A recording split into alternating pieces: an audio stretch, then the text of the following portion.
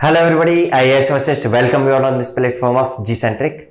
हम line codes discuss करने वाले हैं इस लेक्चर में। अब लाइन कोड्स है क्या, इससे पहले हम समझ चुके हैं कि अगर हम ट्रांसमिशन कर रहे होंगे, बेस बैंड डिजिटल ट्रांसमिशन कर रहे होंगे, तो आपका जैसी भी मॉड्यूलेशन स्कीम हो, पल्स कोड मॉड्यूलेशन स्कीम हो या डीपीसीएम हो, एरर को डिक्रीज करने के लिए हमने डीपीसीएम यूज में ले लिया हो, या बैंडविड्थ को डिक्रीज करने के लिए हमने डेल्टा मॉड्यूलेशन यूज में ले लिया हो, या हम एक नहीं बल्कि मल्टीपल मैसेज सिग्नल्स ट्रांसमिट कर रहे हो, तो उन सबके सैंपल्स टाइम डिवीजन मल्टीप्लेक्स्ड होकर के ट्रांसमिशन हो रहा हो, ओवरऑल पहुंचते हैं सारे के सारे एनकोडर पे। जो भी आपका सैंपल्ड हुआ होगा सिग्नल, क्वांटाइज्ड हुआ होगा, उसके बाद वो पहुंचता है एनकोडर पर।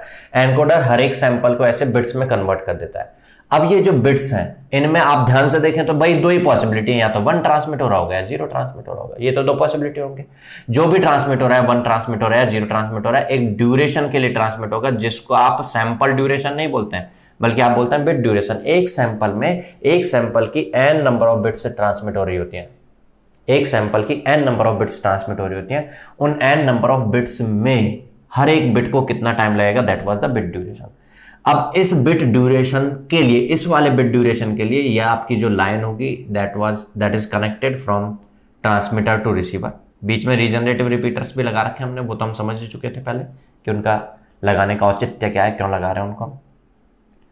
तो ये 0 या 1 जो ट्रांसमिट हो रहा होगा बिट ड्यूरेशन टीबी के लिए, ये कैसे ट्रांसमिट होगा, 1 कैसे ट्रांसमिट होगा और 0 कैसे ट्रांसमिट होगा, इतने ड्यूरेशन के लिए भी, साथ में टीबी ड्यूरेशन के लिए भी, ये हम डिस्कस करने वाले हैं लाइन कोड्स में। Different type of line codes में हम यही समझेंगे किस किस तरीके से कोडिंग हो सकती है 1 के लिए और 0 के लिए। चलिए तो इसको स्टार्ट करते हैं। तो हम ये समझ चुके हैं, आप ये साथ में नोट डाउन भी कर लीजिएगा अपने नोट्स में। Whichever bit is to be transmitted, हमें ऐसा ये समझ में आ गया कि जो सैंपल हम ट्रांसमिट कर रहे होंगे, उस सैंपल के करस्पॉन्डिंग एनकोडर से जो बिट जनरेट होंगी वो हमें ट्रांसमिट करनी है। Single bit will be transmitted to every bit duration TB. अब जो उस बिट ड्यूरेशन टीबी के लिए जो हम बिट ट्रांसमिट कर रहे हैं, इस वायर में कुछ वोल्टेज लेवल होगा। 1 के लिए कुछ वोल्टेज लेवल हो सकता है, 0 के लिए कुछ हो सकता है। 1 के लिए जो वोल्टेज लेवल उस बिट ड्यूरेशन में एक जैसा रह सकता है, वेरी कर सकता है। तो ये कौन सा वोल्टेज लेवल होगा, कितना वोल्टेज लेवल होगा, कैसे वेरी कर रहा होगा, तो वोल्टेज लेवल वेरिएशन इस चीज पर डिपेंड करेगा कि हम लाइन कोड स्कीम कौन सी यूज में लेना है। तो डिफरेंट लाइन कोड स्कीम्स होती हैं जो हमें समझ लेनी है एक बार कि किस में क्या होता है। First is unipolar. Unipolar code, unipolar code में क्या होता है, आपका 1 अगर ट्रांसमिट करना है तो इसके लिए high voltage level means +5 volt रहेगा। कितने ड्यूरेशन के लिए, टीबी ड्यूरेशन के लिए। जो बिट का ड्यूरेशन है उस पूरे ड्यूरेशन के लिए हाई वोल्टेज रहेगा +5 वोल्ट, और 0 के लिए 0 वोल्ट रहेगा। यहां पे अगर आप देखें तो यहां कोई नेगेटिव पोल नहीं है, केवल पॉजिटिव पोल है। यूनि मतलब सिंगल पोल है यहाँ पे यूनिपोलर के बजाय। नेक्स्ट अगर बायपोलर की बात करें, इसमें दोनों पोल होंगे। इसमें दोनों पोल होंगे मीन्स 1 के लिए +5 वोल्ट होगा और 0 के लिए -5 वोल्ट होगा। पॉजिटिव पोल और नेगेटिव पोल दोनों है। इसमें नेगेटिव पोल नहीं था, 0 था, ग्राउंड था, ठीक है। 1 के लिए +5 वोल्ट और 0 के लिए -5 वोल्ट।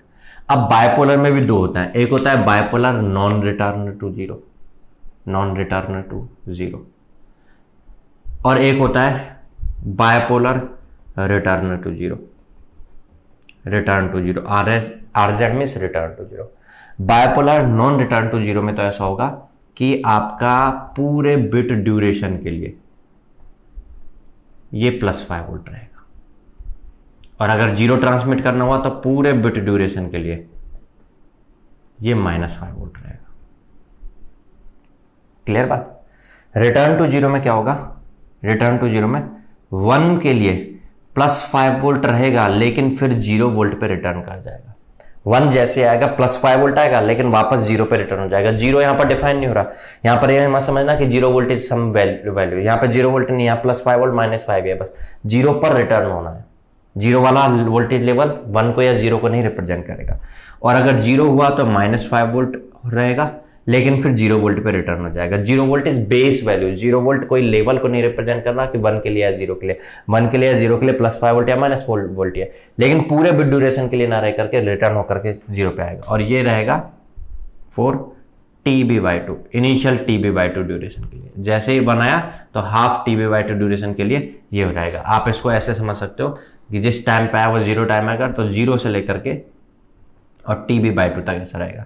और अगर टी बी बाई टू से ग्रेटर हो गया अगले टी बी तक, मतलब पूरे बिट ड्यूरेशन तक को हमने डिफाइन कर दिया, तो ये जीरो हो जाएगा। और इसकी बात करेंगे तो ये जीरो से लेकर के हाफ बिट ड्यूरेशन तक -5 वोल्ट रहेगा, फिर हाफ बिट ड्यूरेशन के बाद अगले टी बी तक फिर 0 वोल्ट हो जाएगा। ये बायपोलर रिटर्न टू जीरो हो गया। क्लियर हुआ होगा? ये थर्ड था। Next is fourth, alternate mark inversion. Alternate mark inversion, AMI करके बोल देते हैं इस स्कीम को हम, AMI, अल्टरनेट मार्क इन्वर्जन। इसमें क्या होगा, ध्यान समझना, इसमें जो 1 है ना, 1 उसके लिए +5 वोल्ट भी रहेगा और -5 वोल्ट भी रहेगा। 1 के लिए ही +5 वोल्ट भी रहेगा और -5 वोल्ट भी होगा। बट पहले अगर आपकी बार +5 वोल्ट है तो अगली बार -5, अगली बार -5 हुआ तो उससे अगली बार में +5, ये अल्टरनेटली चेंज होता रहेगा। लेकिन जीरो के लिए 0 वोल्ट ही रहेगा, 0 के लिए 0 वोल्ट ही रहेगा। समझ रहे हैं बातें? 1 के लिए +5 वोल्ट और -5 वोल्ट के बीच में अल्टरनेट चेंज होता रहेगा, 0 के लिए 0 वोल्ट ही रहेगा। मतलब यहां पे अल्टरनेट मार्क का इन्वर्जन हो रहा है, लेकिन किसके लिए? 1 के लिए। ऐसे समझ के रख सकते हैं। Next is Manchester coding. Manchester coding, Manchester coding में क्या होता है? मैनचेस्टर कोडिंग में 1 के लिए पहले +5 वोल्ट होता है, फिर -5 वोल्ट हो जाता है। पहले +5 वोल्ट रहेगा, फिर जैसे रिटर्न टू जीरो होता है, 0 पे नहीं बल्कि -5 वोल्ट पर जाएगा। मतलब स्टार्टिंग में फर्स्ट बिट ड्यूरेशन के लिए ये +5 वोल्ट होगा, अगले बिट ड्यूरेशन के लिए ये पहले हाफ बिट ड्यूरेशन के लिए +5 वोल्ट होगा, फिर अगले हाफ बिट ड्यूरेशन के लिए -5 वोल्ट हो जाएगा। 0 में ऐसा नहीं होगा, 0 में होगा पहले -5 वोल्ट, पहले -5 वोल्ट, हाफ बिट ड्यूरेशन के लिए -5 वोल्ट, फिर +5 वोल्ट, अगले हाफ बिट ड्यूरेशन के लिए +5 वोल्ट, ये ऐसा होगा। क्लियर होती है बात है? अब ये केस में क्या होता है वो समझ तो लिया हमने। एक एग्जाम्पल लेके सबका कोड बना करके देख लें और फिर देखें कौन सा किस हिसाब से अच्छा है, किस हिसाब से बेकार है। थोड़ा सा ये एनालिसिस कर लेते हैं हम, तो हमें ये समझ में आ जाएगा प्रैक्टिकली हमें कौन सा यूज में लेना होगा। और इस रिलेटेड भी फिर क्वेश्चन कुछ बनते हैं तो वो भी क्वेश्चंस करने में आगे दिक्कत नहीं होगी फिर हमें। ठीक है, तो देखते हैं। एक बार हमने समझ लिया किस में क्या होता है, अब एक कोड बना करके देखते हैं। कोई पर्टिकुलर सीक्वेंस हमें ट्रांसमिट करना हो तो किस में क्या ट्रांसमिट होगा। तो मैं समझने के लिए एक बार मान के चल रहा हूँ, यहां पर समझे हम। तो मैं मान रहा हूं कि मान लो ये 7 बिट का कोड जनरेट हुआ है एनकोडर से, सिंगल सैंपल के लिए जनरेट हुआ है या 2 सैंपल में मिला के जनरेट हो रहा है या कितने भी सैंपल से ये कोड जो है डिजिटल कोड ये जनरेट हुआ है, ये ट्रांसमिट अगर हो रहा होगा। अगर यूनिपोलर लाइन कोड से ट्रांसमिट हो रहा होगा तो हम समझ गए 1 का अच्छा ये बिट ड्यूरेशन है, पहली बिट ड्यूरेशन, दूसरी, तीसरी, चौथी, ऐसा एंड सो ऑन। जो 1 होगा तो उसके लिए क्या होगा? +5 वोल्ट होगा। अगर ट्रांसमिशन हो रहा होगा 1 के लिए तो +5 वोल्ट, +5 वोल्ट। ठीक है, लेकिन फिर 0 हो गया तो 0 के लिए 0 वोल्ट, ये 0 वोल्ट लेवल है, 0 वोल्ट। फिर 1 मीन्स +5 वोल्ट, फिर 1 वापस है तो +5 वोल्ट, फिर 0 है 0 वोल्ट, फिर अगेन 0 है तो 0 वोल्ट, फिर 1 है +5 वोल्ट। ऐसा कुछ ट्रांसमिशन हो रहा होगा इसमें। यूनिपोलर के लिए समझ में आता होगा। नेक्स्ट बात करते हैं बायपोलर के लिए। बायपोलर रिटर्न टू जीरो के लिए बात करते हैं, non return to zero, sorry. Bipolar non return to zero के केस में क्या होगा? 1 के लिए +5 वोल्ट, 0 के लिए -5 वोल्ट, 0 नहीं रहने वाला है, -5 वोल्ट, फिर 1 आ रहा है, फिर 1 आ रहा है 1 के लिए, फिर +5 volt, again 1 +5 volt, 0 -5 volt, again 0 -5 volt, again फिर 1 +5 वोल्ट, खत्म। ऐसा ट्रांसमिशन हो रहा होगा। समझ में आया होगा? अगर यही बायपोलर रिटर्न टू जीरो होता तो बिल्कुल सही बात है, 1 के लिए +5 वोल्ट पर जाता, +5 वोल्ट पर जाता हो, लेकिन हमेशा +5 वोल्ट नहीं रहता, बल्कि हाफ बिट ड्यूरेशन के बाद ये 0 पर आ जाएगा, 0 पर आ जाएगा। फिर उसके बाद 0 के लिए -5 वोल्ट पर रहता, लेकिन हमेशा नहीं रहेगा, हाफ बिट ड्यूरेशन के बाद +5 पे आ जाएगा। बनना इसकी तरह, बट हाफ बिट ड्यूरेशन के बाद, एक मिनट, सॉरी, सॉरी, ये 0 से -5 पर जाएगा, -5 पर, और फिर हाफ बिट ड्यूरेशन के बाद वापस से 0, फिर 1 आ रहा है +5 हाफ बिट ड्यूरेशन के बाद 0, फिर वापस 1 आ रहा है +5 हाफ बिट ड्यूरेशन के बाद 0, फिर 0 आ रहा है -5 हाफ बिट ड्यूरेशन के बाद 0, फिर अगेन 0 आ रहा है -5 0, फिर 1 आ रहा है +5 0, ऐसा कुछ होगा।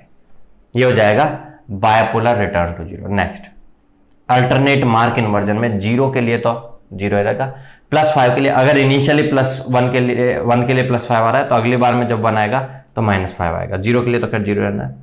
अगला 1 जो है, पिछले 1 में +5 था तो अगले 1 में -5 होगा। इस 1 में -5 है तो अगला जो 1 आ रहा है, अगला 1 इसके जस्ट बाद आ गया, उसमें +5 होगा। फिर 0 आया, 0 के लिए तो 0 ही रहेगा, 0 चाहे कितनी भी बार आ जाए 0 रहेगा। अगला 1 इससे पिछले 1 के लिए +5 बना था तो इस वाले 1 के लिए -5 बनेगा। ऐसा कुछ हो रहा होगा। समझ में आती होगी बातें। नेक्स्ट, मैनचेस्टर कोडिंग में क्या होगा? मैनचेस्टर कोडिंग में होगा +5 वोल्ट होगा 1 के लिए, लेकिन आधे ड्यूरेशन के बाद फिर -5 हो जाना है। फिर 0 के लिए -5 होगा, फिर आधे ड्यूरेशन के बाद +5 हो जाना है। फिर 1 के लिए +5 होगा, आधे बिट ड्यूरेशन के बाद -5 हो जाना है। फिर 1 के लिए +5 होगा, आधे बिट ड्यूरेशन के बाद -5 हो जाना है। फिर 0 के लिए -5 देन +5, 0 के लिए -5 देन +5, देन 1 के लिए +5 -5, मतलब उसी 1 के ड्यूरेशन के लिए आधा +5 और आधा -5 ऐसा होता चल रहा है ये, और फिर ये खत्म हो गया है वापस। ऐसा कुछ हो रहा होगा। क्लियर होती होगी बातें? जो यहाँ पर मैंने समझाया उनको एक्सप्लेन कर दिया है, उनको हमने एनालाइज कर लिया है कि हाँ कैसा बना, प्रैक्टिस कर लिया है। बस समझा यहीं पे था, उसी को प्रैक्टिस कर लिया हमने। देखो, यूनिपोलर नाम से ध्यान से रहेगा, हमें यूनिपोलर मतलब सिंगल पोल होगा, पॉजिटिव पोल रहेगा, केवल 1 के लिए रहेगा, 0 के लिए नो पोल मतलब ग्राउंड। बाइपोलर में दोनों पोल होंगे। अब बाइपोलर में नॉन रिटर्न टू 0 में 0 पर नहीं आएगा, दोनों पोल के बीच में +5 और -5 के बीच में ही रहेगा। 1 आने पर +5 तक चलता रहेगा और 0 आने पर -5 पर चलता रहेगा। लेकिन रिटर्न टू 0 में जाएगा बिल्कुल, 1 आने पर +5 जाएगा, 0 आने पर -5 जाएगा, लेकिन 0 पर रिटर्न होता रहेगा। हर बिट आधे ड्यूरेशन के बाद 0 पर रिटर्न होता रहेगा। उसके बाद अल्टरनेट मार्क इन्वर्जन नाम से ध्यान रहेगा। Alternate mark inversion, mark means positive या नेगेटिव, कौन सा मार्क होगा, अल्टरनेट इन्वर्ज होगा, लेकिन 1 के लिए। 0 के लिए फिक्स 0 वोल्ट है, 1 के लिए +5, फिर अगले में -5, फिर +5 अगले में, फिर उसके बाद अगले में -5 आया अगर x बार 1, तो आगे फिर कभी भी 1 आया, जब भी आया अगले में और ये 1 आ गया, या 4 बिट बाद 1 आया या 1000 बिट बाद 1 आया। जो यहाँ पर अगर -5 रहा है तो अगले में +5 होगा, यहाँ पे +5 रहा है तो अगले वाले 1 में -5 रहेगा। अल्टरनेट नाम से ध्यान रखेंगे आप इसको। नेक्स्ट, मैनचेस्टर को आप ऐसे समझ लीजिए, मैनचेस्टर में प्लस भी होना है माइनस भी होना है। 1 के लिए प्लस होना है फिर माइनस होना है, 0 के लिए माइनस पहले होना है फिर प्लस होना है, आधे बिट ड्यूरेशन के बाद ऐसा होता है। और ये मैनचेस्टर क्यों, ये अभी हम इनको एनालाइज करते हैं, ध्यान से देखिएगा। जो ये सिग्नल नजर आ रहा है आपको 1 वाला, अगर मैं आपसे इसका एवरेज वैल्यू पूछता हूं, इसका क्या पूछता हूं मैं आपसे, एवरेज पूछता हूं, तो इसकी एवरेज वैल्यू किसी भी सिग्नल की, मान लो कोई एक्सटी सिग्नल है, एक्सटी सिग्नल, तो उसका एवरेज तो ऐसे फाइंड करते हैं ना, उस एक्सटी को इंटीग्रेट कर दीजिए किसी टाइम पीरियड के लिए, जितने टाइम पीरियड के लिए इंटीग्रेट करना उतने टाइम पीरियड से डिवाइड कीजिए, अपने आप से उसका एवरेज आ जाएगा। अब हमारा जो टाइम पीरियड है वो है 7 TB। कितना टाइम पीरियड है हमारा, 1 TB 2 TB 3 TB 4 TB and so on करके 7 TB का हमारा टोटल टाइम पीरियड है, 7 TB का टोटल टाइम पीरियड है। ठीक है, मुझे 7 TB से डिवाइड करना है XT के इंटीग्रेशन को। XT का इंटीग्रेशन करें अगर तो देखना, फर्स्ट TB के लिए XT की वैल्यू +5 है। मैं इंटीग्रेशन करने बैठा हूं अगर, तो मैं फर्स्ट TB के लिए मींस 0 से लेकर TB तक के लिए बोलूंगा 5 dt। क्या ये 5 और लिमिट पुट करेंगे t की 0 to TB 5 TB होगा कि नहीं होगा, 5 TB होगा कि नहीं होगा। वापस रिपीट कर रहा हूं मैं, अगर मैंने पूरे ड्यूरेशन के लिए इंटीग्रेशन करना था, उसके एक पार्ट इस 0 से लेकर TB तक के लिए इंटीग्रेशन किया, वैल्यू +5 है इसलिए आप 5 का इंटीग्रेशन करेंगे, लिमिट सब्स्टिट्यूट करेंगे 0 to TB means TB 5 TB value आएगा। यहां पर इसका इंटीग्रेशन का वैल्यू 5 TB आएगा। एग्री इस बात से। अगले वाले TB के अंदर कितना आएगा, 0 into TB। भाई इंटीग्रेशन किसका करोगे, 0 का, 0 आएगा। फिर उससे अगले वाले में फिर वापस से +5 आएगा। तो ध्यान से अगर हम समझें, इस पूरे इंटीग्रेशन को सॉल्व करें पहले केस में, फर्स्ट केस में, फर्स्ट मींस यूनिपोलर के केस में, यूनिपोलर केस में देखें तो इसका आएगा 5 TB फिर 0 फिर 5 TB फिर 5 TB फिर 0 फिर 0 फिर 5 TB, टोटल कितने हो गए 5 5 5 5, 20 TB है इंटीग्रेशन की वैल्यू। डिवाइड में टाइम पीरियड भी तो करना है, TB डिवाइड किया तो 20, इसका एवरेज वैल्यू बनकर के आ रहा है 20। रिपीट कर रहे हैं, समझ में आया होगा बातें, समझ में आया होगा ना। 5 वोल्टेज का मैं इंटीग्रेशन कर रहा था, ठीक है, 20 TB बना टोटल, सॉरी TB नहीं, सॉरी इसमें 7 TB डिवाइड होगा ना, टोटल टाइम पीरियड कितना है 7 TB डिवाइड होगा तो ये 20/7 इसका एवरेज वैल्यू बनकर के है। इसका एवरेज कुछ नॉन जीरो आएगा नॉन जीरो। क्यों आएगा नॉन जीरो? जितने भी, मैं इस सीक्वेंस की बात नहीं कर रहा, मैं कोई भी सीक्वेंस बात करूं, मैं जरूरी नहीं है 7 TB की बात करूं, मैं 100 TB ड्यूरेशन की बात कर सकता हूं। जितनी भी बिट्स ट्रांसमिट होंगे उतने ड्यूरेशन के लिए कहीं ना कहीं पे 1 या 2 कुछ तो 1 आएंगे, कुछ जो बनाएंगे वो आपको इंटीग्रेशन में ऐड कर रहेंगे होगा। मैं 5 TB, फिर एक भी नहीं आया मान लो, एक ही आया, या ये कोई भी नहीं आया, लास्ट में एक ही आया मान लो, तो उतना कुछ वैल्यू आएगा। और डिवाइड में आप जितना ड्यूरेशन उससे डिवाइड करोगे तो कुछ ना कुछ नॉन जीरो रिजल्ट जरूर आएगा। इस केस में एवरेज जीरो नहीं आ रहा है इसमें, एनालाइज करने से ये हमें समझना है। यूनिपोलर के बाद बायपोलर को समझते हैं। बायपोलर में ऐसा होगा, जितने 1 आ रहे हैं वो पॉजिटिव 5 TB दे रहे हैं और जितने 0 आ रहे हैं वो नेगेटिव 5 TB दे रहे हैं। तो आप ओवरऑल कहोगे पॉजिटिव 5 TB तो आए 1 2 3 4 और नेगेटिव 5 TB आए 3, तो ये आप कहोगे 4 of 5 TB ये तो पॉजिटिव आए और -3 of 5 TB ये नेगेटिव बन करके आए। डिवाइड में टोटल टाइम पीरियड तो 7 TB है, ये आप कहोगे टोटल कितना बन गया 5, ये 1 TB रह गया, 1 TB बाई 1/7 ऐसा बन रहा है। देखना वापस से बोल रहा हूं मैं, सॉरी 5/7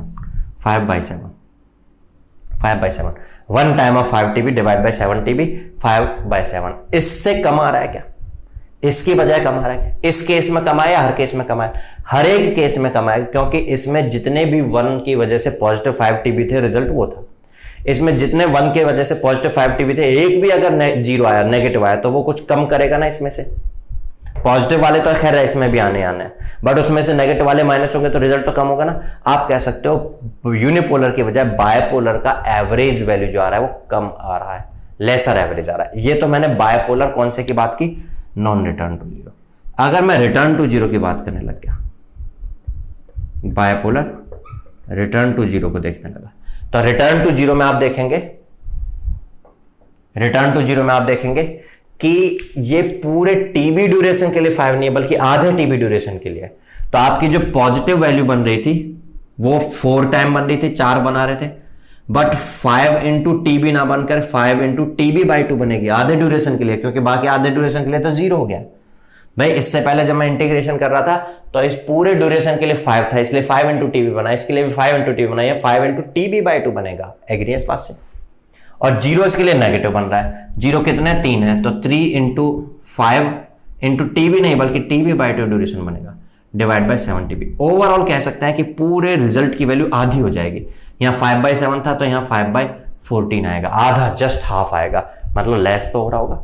आपको समझ में आ रहा होगा। इस केस में यूनिपोलर में एवरेज वैल्यू हाईएस्ट थी, बायपोलर में कुछ कम होगी, जरूर है कि समझ में आती है बात की कम होनी होने, कॉमन सेंस से समझ में आ रहा है हमें बात। क्यों?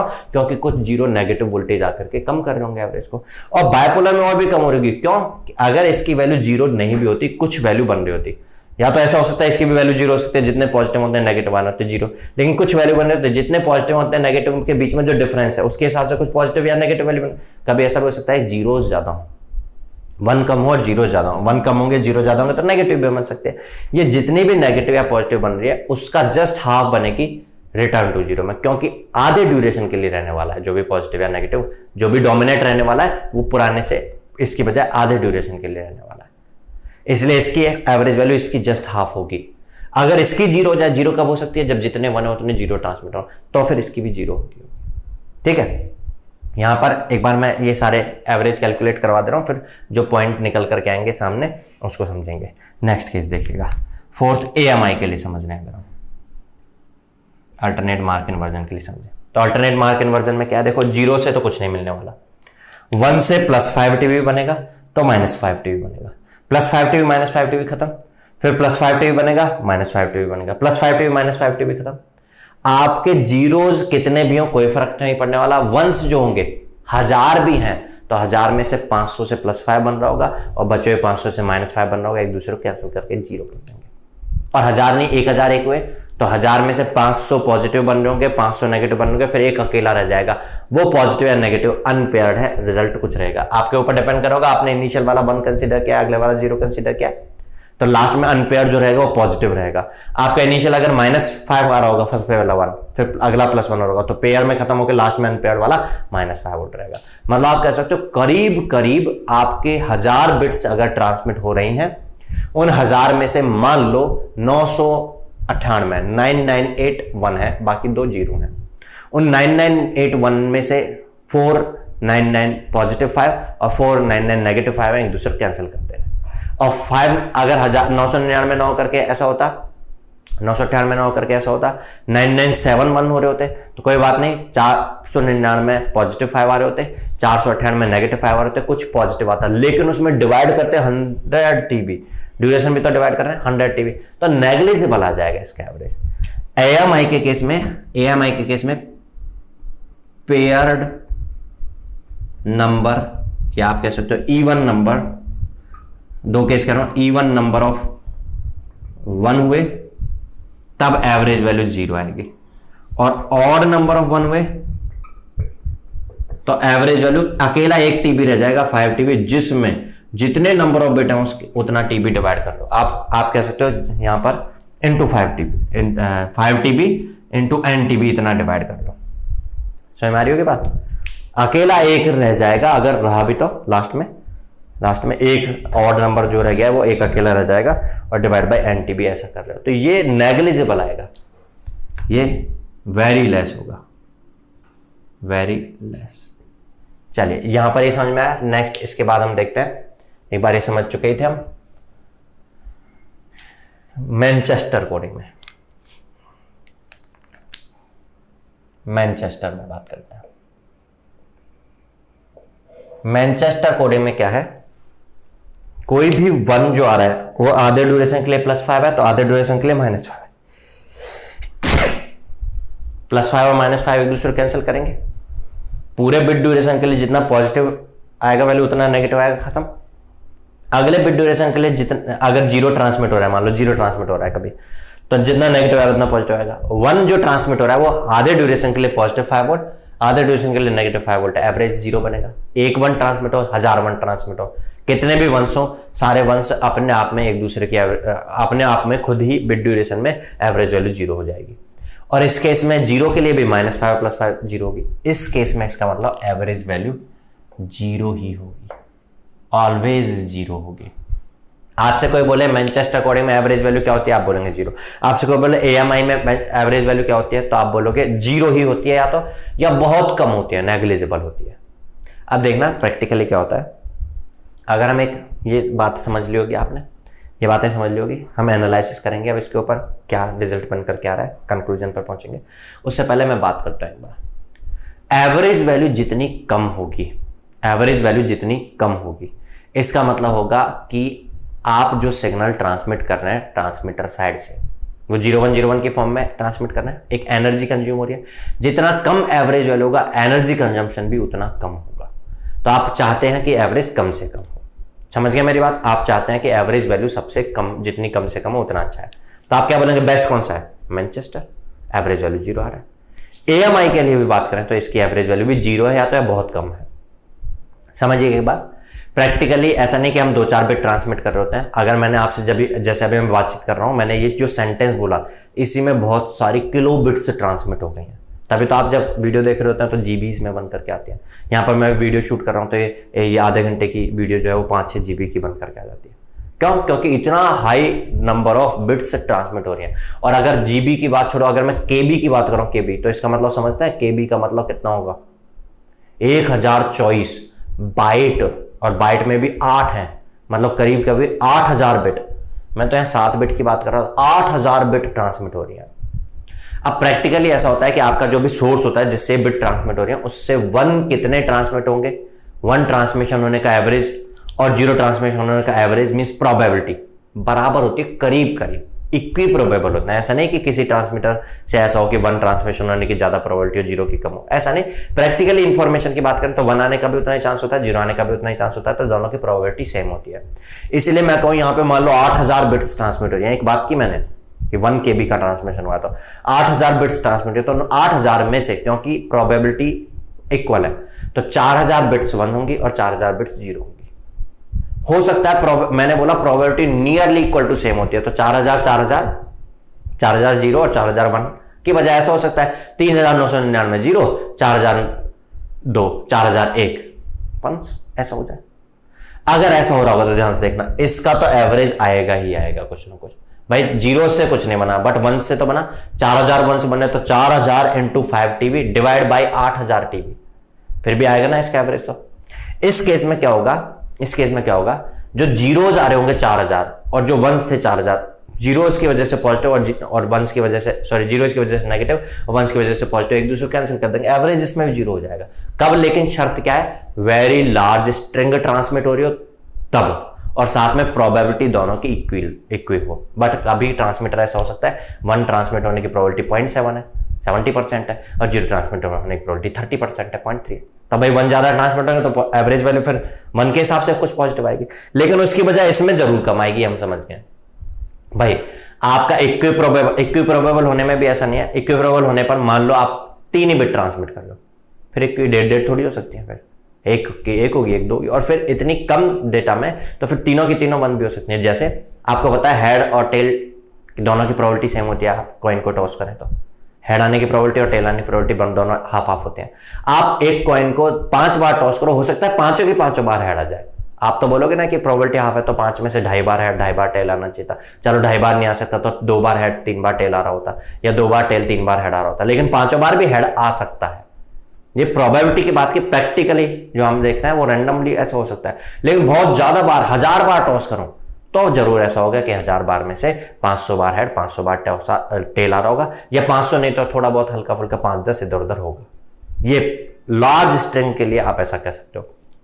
तो मैं अगर लार्ज स्ट्रिंग ट्रांसमिट कर रहा हूं बिट्स का और इक्विप्रोबेबल है तो बाइपोलर के लिए 0 होगा, यूनिपोलर के लिए भी 0 है। इक्विप्रोबेबल नहीं है मान लो, तो बाइपोलर के लिए जो होगा bipolar return non return to 0 के लिए जितना होगा, बाइपोलर रिटर्न टू 0 के लिए उसका आधा होगा। ये समझ चुके हम। इसके बात करते हैं AMI की। AMI में 0 से तो कुछ नहीं मिलने वाला है, 1 से भी एक दूसरे कैंसिल हो जाने वाला है। इक्विप्रोबेबल भी ना हो, मान लो 1 ट्रांसमिट होने की प्रोबेबिलिटी 0.7 है, तो 1000 में से 700 बना है, 700 में से 350 से पॉजिटिव 5, 350 से नेगेटिव 5 कैंसिल। अब अगर 700 नहीं 701 तो कोई बात नहीं, 350 लास्ट में 1 रह गया केवल। 1000 के बीच में 1 का एवरेज आप देखोगे बहुत कम आएगा इसका एवरेज, या तो 0 ही आएगा बहुत कम आएगा, तो इसको भी आप नेग्लिजिबल एवरेज वैल्यू बन के आती है वो कह सकते हो, और इसके लिए तो 0 बनेगा ही बनेगा। अब एग्जाम में क्वेश्चन जो पूछा गया है जो which of the following has 0 average value. Options में अगर मैनचेस्टर लिखा हुआ है तो अब बाकी सोचने की जरूरत नहीं, आप मैनचेस्टर को टिक कर देंगे, लेकिन मैनचेस्टर नहीं लिखा हुआ है, बाकी ऑप्शंस लिखे हुए हैं, तो AMI को भी 0 एवरेज लेकर के चलेंगे आप, क्योंकि इसमें दोनों की प्रोबेबिलिटी सेम होना भी जरूरी नहीं है, सारे एक दूसरे कैंसिल करना है। लास्ट में एक रह भी गया तो वो नेग्लिजिबल बनेगा। क्लियर है? तो इस तरीके से आप इसकी एवरेज वैल्यू भी 0 कहोगे। एक बार क्वेश्चन आया हुआ है, उन क्वेश्चन में इनमें से 2 दिए हुए थे, एक ये दिया हुआ है और एक नन ऑफ दीज दिया हुआ है। नन ऑफ दीज की अगर मैनचेस्टर को बोल देता तो आप मैनचेस्टर का एवरेज 0 होता है बोलेंगे, लेकिन नन ऑफ दीज में अगर AMI भी है तो फिर आप ये नहीं बोल सकते कि AMI का तो नहीं होता, नन ऑफ दीज करना चाहिए। ऐसे करके मिस्टेक हुई है, कई लोग इसका गलत आंसर करके आए एग्जाम में। AMI अगर है तो इसकी 0 ही लेकर के चलेंगे हम, क्योंकि बहुत लार्ज डेटा सीक्वेंस के लिए 1 डिवाइड बाय इतना लार्ज ड्यूरेशन, 1 के लिए आपने बाकी सब तो कैंसिल हो गया, लास्ट में 1 ही तो रह गया, उस 1 में डिवाइड बाय बहुत large duration, divide by time भी तो करना होता है हमें, तो नेग्लिजिबल होकर के आ जाता है। चलिए, ये हमने डिफरेंट लाइन कोड्स डिस्कस किए। आपका जो बेसबैंड डिजिटल कम्युनिकेशन हो रहा होता है उसमें वायर के थ्रू यही ट्रांसमिट हो रहे होते हैं। जब ये ट्रांसमिट हो रहे होते हैं तो बीच में नॉइज आकर के इनको ऊपर नीचे कर सकती है कुछ, चाहे इससे ट्रांसमिट हो रहे हो चाहे इससे ट्रांसमिट हो रहे हो। वो नॉइज आकर के जब इनको ऊपर नीचे करेगी तो उस नॉइज की वैल्यू इतनी ना बढ़ जाए कि जो 0 पर था वो हाई वोल्ट पे बन जाए, या ये -5 पे था वो +5 पे पहुंच जाए, +5 वाला -5 पे आ जाए, या ये आप थ्रेशोल्ड लेवल लेके चलो, ये थ्रेशोल्ड को पार कर जाए, आप 1 मान लो इसको, ये थ्रेशोल्ड को पार कर जाए और आप 0 मान लो इसको, तो गड़बड़ हो जाएगी ना, इसलिए हम बीच में लगाते हैं। रीजनरेटिव रिपीटर्स हम डिस्कस कर ही चुके थे, ठीक है। तो अब इसमें जो क्वेश्चन बन के आया एक बार वो मैंने डिस्कस कर लिया, और भी जो क्वेश्चंस कुछ बनते होंगे तो हम आगे करेंगे तो उनमें कवर कर ही लेंगे इस चीज को, ठीक है। ये हमारा लाइन कोड्स खत्म हो गया। अब नेक्स्ट लेक्चर से हम स्टार्ट करने वाले हैं बैंड पास डिजिटल कम्युनिकेशन। ये अभी तक जो लाइन कोड्स के थ्रू हम ट्रांसमिशन कर रहे होंगे, ये वायर के थ्रू ट्रांसमिट करेंगे, लेकिन दूर डिस्टेंस तक ट्रांसमिट करना है तो वायरलेस ट्रांसमिशन अगर करना है तो यही 0101 हमारे मैसेज के सैंपल के अकॉर्डिंग है ना, डेटा बिट्स 0101 जो डेटा सीक्वेंस आ रहा है, उसको हम वायरलेस कैसे ट्रांसमिशन करेंगे वो डिस्कस करने वाले हैं अगले यूनिट में, बैंड पास डिजिटल कम्युनिकेशन में। मिलते हैं नेक्स्ट लेक्चर में, तब तक के लिए बाय, थैंक यू।